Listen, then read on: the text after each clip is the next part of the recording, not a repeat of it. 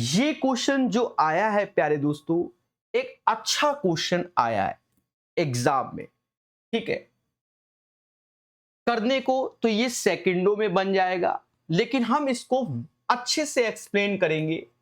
हाँ, क्योंकि इस वक्त आप रेलवे देख रहे होगे, नए नए क्वेश्चन ला रहा है और वो प्रीवियस ईयर एसएससी के क्वेश्चन को ही उठा पा रहा है, क्योंकि टीसीएस पेपर बना रही है। पहले करने का तरीका देखो, जब हमने पेपर में देखा और हमें इसका ज्ञान नहीं है तो वो तरीका समझो। कह रहा उस शंकु के भीतर निर्मित किए जा सकने वाले सबसे बड़े गोले का आयतन याद कीजिए। ठीक है, गोले का आयतन, सारी मोह माया अपनी जगह, गोले का आयतन क्या होता है? तो किसी ने कहा सर 4/3 पाई आर क्यूब होता है।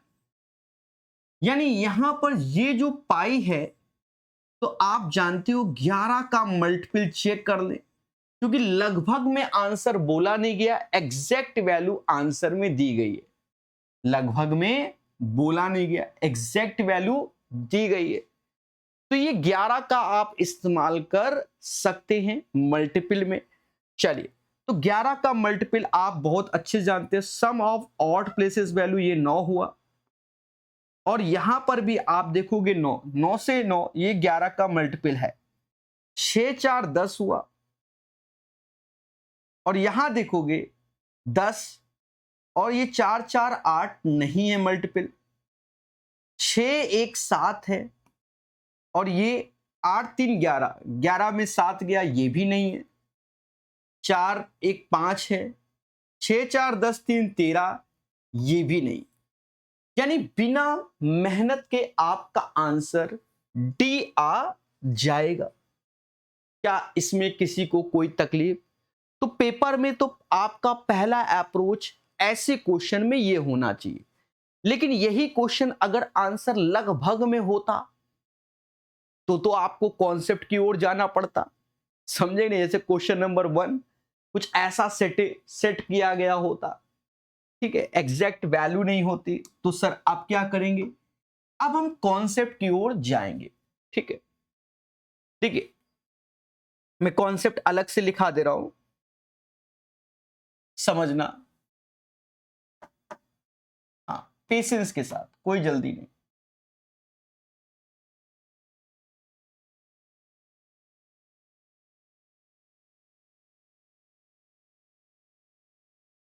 देखो, ये फिगर को पहले मैं 2D पे ले रहा हूं, 2D से आप फिगर को अच्छे से समझोगे। ठीक है, 3D अपने आप कन्वर्ट हो जाएगा। ये एक ट्रायंगल है जिसके अंदर एक सर्कल बना। क्या बना है? सर्कल बना है। ठीक है, इसकी त्रिज्या चाहिए। अब 3D में आ जाओ। 3D में कहा गया ये एक कोण है, ये एक कोण है जिसके अंदर एक स्फीयर बना हुआ है, उसकी त्रिज्या चाहिए, उसकी त्रिज्या चाहिए, यानी रेडियस चाहिए। तो कहीं ना कहीं आपको कुछ ना कुछ डेटा गिवन करेगा। जैसे हमको ये त्रिज्या स्मॉल आर दे दिया, ये स्लंट हाइट दे दिया, ये हमको हाइट भी दे दिया, ये हमको हाइट भी दे दिया। नहीं देगा तो आप पाइथागोरस से निकाल सकते हो कि भाई 2 चीज दी तो तीसरी हाइट आप निकाल सकते हो। अब आपका जो मेन उद्देश्य है मेरे दोस्त, वो इसकी कैपिटल आर को निकालना। ये जो कैपिटल आर है, ये कैपिटल आर है, इसको निकालना, यानी इस रेडियस ऑफ स्फीयर। सिंपल है, आप चिंता मत कीजिए, पर प्रूव कराएंगे तो ज्यादा बेहतर रहेगा। रेडियस ऑफ स्फीयर यानी कैपिटल आर आपको चाहिए। अब सर क्या करें? देखो, अब समझना छोटी छोटी बातों को। यहां से ये हाइट परपेंडिकुलर होती है, यहां से ये भी परपेंडिकुलर होता है, और ये त्रिज्या कैपिटल आर आपको चाहिए। देखा ये जाए कि ये एक बड़ा सा ट्रायंगल है जिसमें ये एंगल अगर हमने थीटा बोल दिया तो आप देखोगे सिमिलरिटी लग गई। छोटे में थीटा 90 और बड़े में थीटा 90।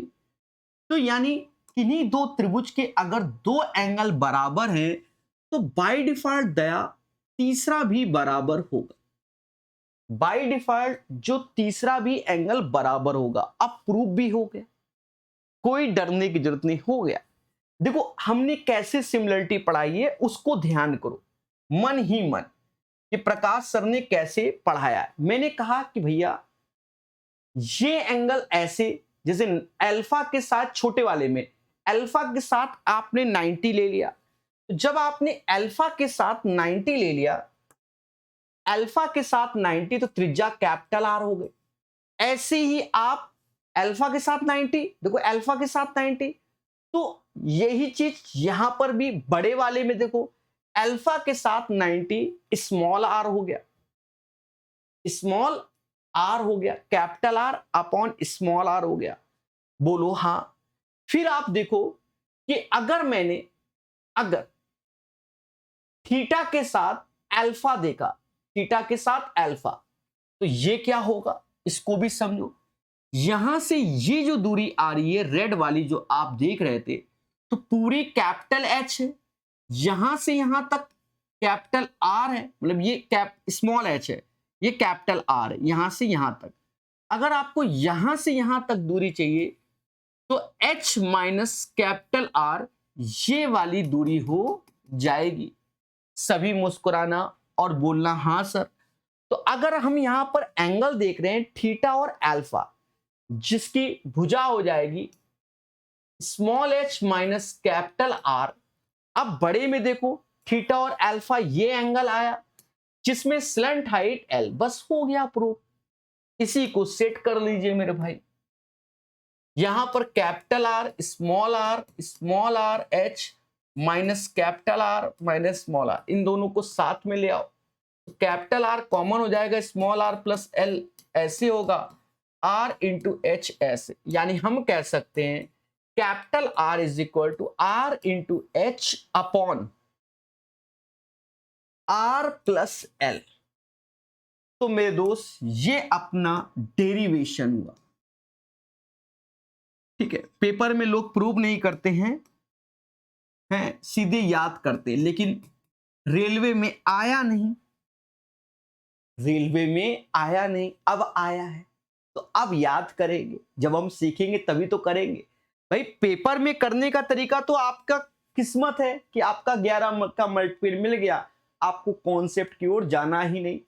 लेकिन मेरे दोस्त, लेकिन अब आपको कॉन्सेप्ट भी मालूम होना चाहिए कि ये कैसे प्रूव किया गया। और डायरेक्ट भी आपको याद रखना है कि रेडियस ऑफ स्फीयर, अगर किसी शंकु के अंदर कोई एक स्फीयर बनता है उसकी त्रिज्या क्या होगी, तो शंकु की त्रिज्या, शंकु का हाइट, शंकु की त्रिज्या और शंकु के स्लंट हाइट का योग होगा। समझ गए? इसको याद कर लेना, क्योंकि कृपा यहीं से रुकेगी। तो जब ये याद हो गया, अब हम फिर से उसी क्वेश्चन में आते हैं। तो अब कह रहा उस शंकु के भीतर निर्मित, तो हम चाह तो एक डायग्राम यहां बना ले रहे कि एक शंकु है, इसके अंदर एक स्फीयर निर्मित हो रहा है, शंकु की त्रिज्या small R, slant height capital R, height अभी ये भी निकालना पड़ेगा जो कि h है, और कैपिटल आर चाहिए, मतलब स्फीयर का रेडियस पहले। तो वो होता है क्या, वो होता है क्या, तो अभी पढ़ा है r इंटू एच ऐसे और r प्लस एल ऐसे। ठीक है, ये हमने यहां पर प्रॉपर प्रूव किया है। ठीक है, अब इस डायग्राम में एक एक चीज को हमें डिकोड भी करना पड़ेगा, ऐसे नहीं आना है। कह रहा आधार की त्रिज्या 42√3 है, यानी ये हमको 42√3 दे दिया, और कह रहा है त्रियक ऊंचाई आधार के व्यास के बराबर है, यानी स्लंट हाइट इसका जस्ट डबल, यानी 84√3 हो गया। तो हाइट क्या होगी, गौर से देखिएगा मेरे भाई कि ये 1 और 2 का रेशियो हो गया, 1:2 का रेशियो, तो ये √3 का रेशियो हो जाएगा। ये आप अच्छे से जानते हो कि कोई राइट एंगल ट्रायंगल है जिसमें ये 1 और 2 का रेशियो है, तो ये √3 का हो जाएगा, और √3 का होते ही ये 60 डिग्री हो जाएगा। कुछ याद आया? ठीक है, वरना पाइथागोरस से आप निकाल लीजिए। 2 का स्क्वायर 4 माइनस 1 √3, तो 1 बराबर, अब यहां गुणा करोगे तो जो हाइट हो जाएगी इसमें √3, तो 126 हमारी हाइट हो जाएगी। 126 भाई, 1 बराबर 42 √3, 2 बराबर ये, तो √3 बराबर 126। तो यहां से पहले कैपिटल आर निकालेंगे, कैपिटल आर स्मॉल आर जो कि 42 √3, एच जो कि 126, और आर प्लस एल यानी इन दोनों का योग 126 √3। इससे ये 3 बार में गया, 3 से ये 3 बार में, 3 से ये 42 बार में गया, यानी कैपिटल आर आ गया 42। समझ गए थे? क्या आ गया? 42। अब अगर हमको आयतन पूछा जाएगा, अब अगर आयतन पूछा जाएगा तो हमारी कैलकुलेशन भी है, ऐसा नहीं कि इतना आसान था। 4/3 ऐसे, पाई की वैल्यू 22/7, और यहां 42 गुणे 42 गुणे 42, इसको रख लेना, और फिर इसको आप ईमानदारी के साथ कैलकुलेट कर लेना। समझ गए मेरे भाई? और सुन लो, भविष्य के लिए हो सकता है कि आपसे भविष्य में त्रिज्या ही पूछ दे, तो अभी ये ना सोचना कि सर सिर्फ 11 का मल्टीपल से ही हम खुश हो गए। हो सकता है कि भविष्य में आपसे कह दे कि ये है, और उस स्फीयर की रेडियस ही बता दो। तो जब स्फीयर की रेडियस पूछी जाएगी तो आप समझ गए। और सुनो, हो सकता है स्फीयर की रेडियस दे दी जाए, शंकु का हाइट दे दिया जाए, हैं, उसके बाद कुछ पूछा जाए, तो उस ये रिलेशन बना है, इससे काम आएगा। एक रिलेशन तो आप जानते हो, h² + r² = l²। समझ गए दया? इन चीजों को सीखना है। बाकी आप यहां 21 से ये जाएगा, 2 बार में थोड़ा सा गुणा है, वो आप कर सकते हो। ठीक है, हाँ, वो आप कर सकते हो। तगड़ा क्वेश्चन है। अब कुछ महान बच्चे यहां पर भी सोचेंगे डिजिटल सम लगा लो, तो पेपर वाला कह रहा बहुत तुम चालाक, उसने सारी वैल्यू को आगे पीछे करके लिखा है। देखो गौर से, ठीक है, सेम वैल्यू आगे पीछे करके लिखा है। क्लियर मेरे भाई? तो कॉन्सेप्ट को सीखना है, तभी आपको एग्जाम में खुशी मिलेगी। ये क्वेश्चन भी काफी अच्छा आया हुआ है। इससे पहले आपको ये क्वेश्चन रेलवे के एग्जाम में नहीं मिलेगा। ठीक है, कॉन्सेप्ट, हाँ, एनटीपीसी ग्रेजुएट लेवल के क्वेश्चंस काफी अच्छे हैं, मतलब हर सेट में 2-4 क्वेश्चन अच्छा ही है। ठीक है, अब सुनना और समझना। अंकुर एक वृत्ताकार ट्रैक पर इतने की चाल से दौड़ता है, वृत्ताकार ट्रैक एक्स पर, महिमा ट्रैक वाई पर, यानी यहां पर दोनों ट्रैक हमारे क्या हैं? अलग अलग हैं। क्या हैं? अलग अलग। सेम ट्रैक ही नहीं, अब क्या लंबाई है ये हम भी नहीं जानते। हाँ, ट्रैक ही अलग अलग है, कोई दिक्कत नहीं। तो ये अपना ट्रैक एक्स हो गया, ये ट्रैक वाई हो गया, वो चाल अलग है। कह रहा है ट्रैक एक्स और वाई की कुल लंबाई इतना है, यानी इन दोनों ट्रैक का जो योग है, ये ट्रैक एक्स है, एक्स लंबाई पूरे ट्रैक की मान ली, ये वाई ट्रैक है तो वाई लंबाई ही मान ली, और योग क्या है? 0.325 किलोमीटर। 1000 का गुणा करेंगे तो मीटर में कन्वर्ट हो जाएगा, यानी x + y की जो वैल्यू हो जाएगी वो 325 मीटर हो जाएगी। तगड़ा क्वेश्चन, ठीक है, हाँ, अभी सरल लगेगा पर है। फिर आगे हमसे कह रहा है, अच्छा ये चीज पूछी जा चुकी, यहां से कह रहा है अंकुर ट्रैक एक्स के 9 चक्कर उतने ही समय में लगाता है जितने समय में महिमा ट्रैक वाई के 5 चक्कर लगाती है। ये लाइन किसी ना किसी क्वेश्चन में हमने देखा भी है। ठीक है, अब यहां पर इसको समझो, उतने ही समय में, यानी समय हमारा क्या है, कांस्टेंट है दोनों केस में। अब जब समय कांस्टेंट हुआ तो समय डिस्टेंस अपॉन स्पीड हुआ। भाई समय बराबर डिस्टेंस अपॉन स्पीड हुआ। अब अंकुर ट्रैक एक्स के 9 चक्कर लगाता है, 9, तो ट्रैक एक्स ये है तो हमने माना ये एक्स मीटर है और ये वाई मीटर है, ये माना। ठीक है, तो अंकुर ट्रैक एक्स के 9 चक्कर, तो डिस्टेंस अंकुर द्वारा तय की गई कितनी हुई दया, अंकुर द्वारा एक्स मीटर है तो 9 चक्कर, तो 9x डिस्टेंस तय कर ली, क्योंकि ये ट्रैक ही एक्स मीटर का माना है। और अच्छा, अंकुर ट्रैक एक्स के 9 चक्कर, तो समय कितना ले रहा है, 3 2 5, 5/3 सेकंड में टाइम हो गया। टाइम बराबर डिस्टेंस अपॉन स्पीड। उतने ही समय में महिमा चौधरी जी ट्रैक वाई के 5 चक्कर लगाती है, तो डिस्टेंस वाई माना है, तो 5y इसकी डिस्टेंस हो गई, और स्पीड 12 दूनी 24 से 25, यानी 25/12 हो जाएगा।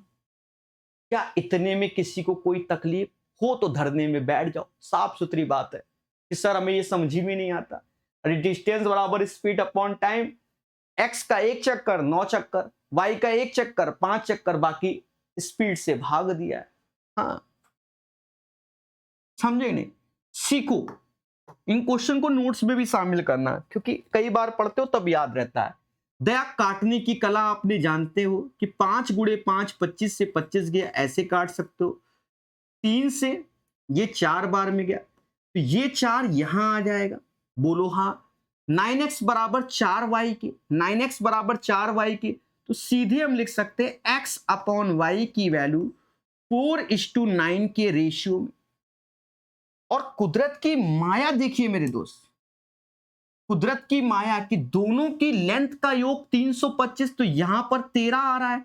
जब 13 बराबर 325 मीटर के दया, 1 बराबर 25 मीटर के आ जाएगा, 4 बराबर 100 मीटर के, और 9 बराबर 225 मीटर की, यानी ट्रैक एक्स की लंबाई 100 मीटर हो गई और ट्रैक वाई की लंबाई 225 मीटर हो गई।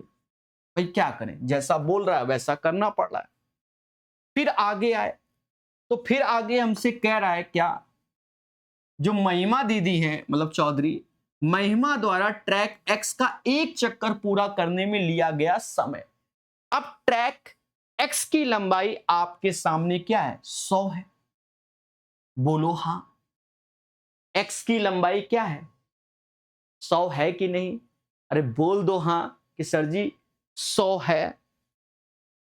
और किसके द्वारा पूछा गया, महिमा जी के द्वारा।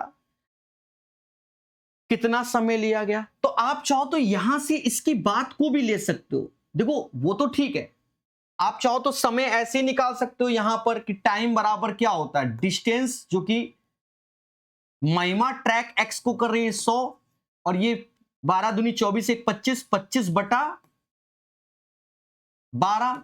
इससे ये 4 बार में गया, 12 चौक 48 आ गया, ऐसे भी लिख सकते हो। या आप ऐसे भी कुन्ने में कह सकते हो कि 25/12, यानी 12 सेकंड में महिमा जी 25 मीटर चलती हैं, और हमें 100 मीटर चलाना है, तो 4 का इत्थे 4 का उत्थे, 12 चौक 48, पहले बोलो हां। अब कुन्ने में बैठ के एक बच्चा हंस रहा था, कह रहा था सर हमें ये सब करने की क्या जरूरत है। देखो जरूरत है कि नहीं वो बात की बात है, लोग कलाएं तब दिखाते हैं जब हमको चीजें मालूम हो जाती है। वो कहता है सर कि 12 सेकंड में 25 मीटर, पहले बात समझो, तो सर 12 का मल्टीपल आंसर ढूंढ लो, एक ही है 48, टिक मरवा दो। तो मेरे भाई कभी कभी खेला भी हो जाता है, डेटा ऐसा सेट किया गया हो तो वहां खेला होने की भी चांसेस हैं। अगर ये 125 का मल्टीपल ना आता तो खेला ही होता ना मेरे भाई। ठीक है, तो आंसर आने के बाद आप कला दिखा सकते हैं, बाकी आप अभ्यास कर सकते हो कि भाई 12 सेकंड में 25 मीटर महिमा के बारे में पूछा गया, ट्रैक एक्स के जो भी हो, तो 12 का मल्टीपल आंसर 48 हो जाएगा। लेकिन आपको कॉन्सेप्ट सीखना चाहिए, समझ गए? ठीक है, वो पेपर में आप तुक्का क्या मार रहे हो वो बात की बात है। क्लियर? इस क्वेश्चन को देखकर बच्चा घबरा गया, सर ये कहां पढ़ा है, ये क्या भला है? अरे देवताओं, पहले पढ़ो तो स्किल डेवलप करो। कह रहा what is the minimum value of expression maximum in the range इतना। तो पहले तो आप ये देखो कि इसके अंदर इनमें से मैक्सिमम कौन है, पहले तो इस पे निगाहें। तो देखने से ही समझ में आ रहा है कि ये जो डेटा आप पहला वाला देख रहे हो ये पी स्क्वायर माइनस का 2p प्लस 4 है, और यहां से आप माइनस कॉमन ले लोगे तो ये P square minus 2p plus 4 हो जाएगा। पहले बोलो हाँ। तो आप खुद बताओ इन दोनों में मैक्सिमम किसकी आएगी? भाई इसी की वैल्यू आएगी।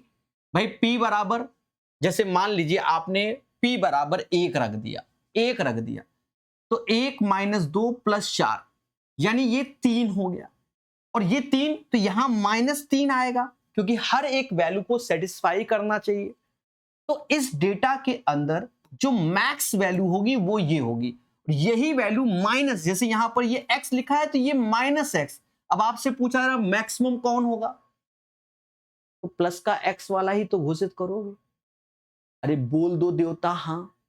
ठीक है, तो यहां पर p square minus 2p plus 4 आ गया।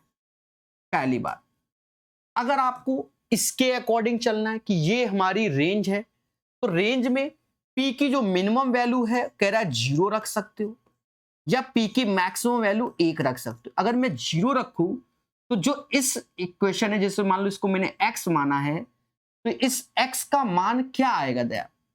ये 0 यानी x बराबर 4 आ जाएगा। अगर 1 रखोगे तो 1 माइनस 2 प्लस 4, तो x बराबर 3 आ जाएगा। उसमें भी हमसे कह रहा है क्या कि का न्यूनतम मान क्या होगा, तो न्यूनतम p बराबर 1 रखने पर x बराबर 3 आएगा, x बराबर 3 आएगा, यानी न्यूनतम मान इसका 3 आएगा। ये पहला तरीका हो गया। मैं 3-4 तरीके जानता हूं, ठीक है। दूसरा तरीका, मैंने आपको जब dy अपॉन dx करके क्वेश्चन सॉल्व कराए, हम मान लो ये रेंज भी ना दी जाती कि ये p की 1 और 2 ना दी जाती, तो भी हम इनमें जैसे इसका मैक्स निकाल लिया तो वो वैल्यू आई p square minus 2p plus 4। अब अगर ये क्वेश्चन आया और कह रहा भैया इस वैल्यू का आप न्यूनतम मान बताओ, तो वो dy अपॉन dx वाला पैटर्न नहीं बताया था, तो यहां y बराबर था dy अपॉन dx, यहां पर pp बोल रहा है। अगर मैंने इसको y बोला है तो dy अपॉन dp निकाल दो, क्योंकि p के रिस्पेक्ट में। अब यहां निकालोगे मेरे दोस्त तो ये 2p आ जाएगा और ये 2 हो जाएगा। जिनको ये चीज आती है वो जानते हैं, और इसको फिर अब 0 के बराबर कर दोगे तो p बराबर 1 में इस इक्वेशन की मिनिमम वैल्यू मिलेगी। 1 रखोगे, 1 माइनस 2 प्लस 4 3 आ गया। मान लो ये रेंज भी ना देता तो भी हमने मिनिमम निकालना सिखाया हुआ है, और हर क्वेश्चन में मैंने बताया हुआ है कि भैया x की पावर n है तो n आगे आता है। n पूछता ही नहीं, 2 ही पावर पूछता है, n आगे आता है, x n माइनस 1 वाला पैटर्न dy अपॉन dx करके। जैसे x की पावर 2 है तो 2 आगे आता है। अब जिन्होंने मैथ लिया होगा 11th में तो उनको ये चीज तुरंत समझ में आ गई कि ऐसा होता है, ठीक है। बाकी इसके और प्रोसेस हैं कि इक्वेशन बनाकर सॉल्व करो। अब रिसर्च तो कराना नहीं, ज्यादातर मैं इस पैटर्न पे फोकस करता हूं, ठीक है। क्लियर है, समझ गए?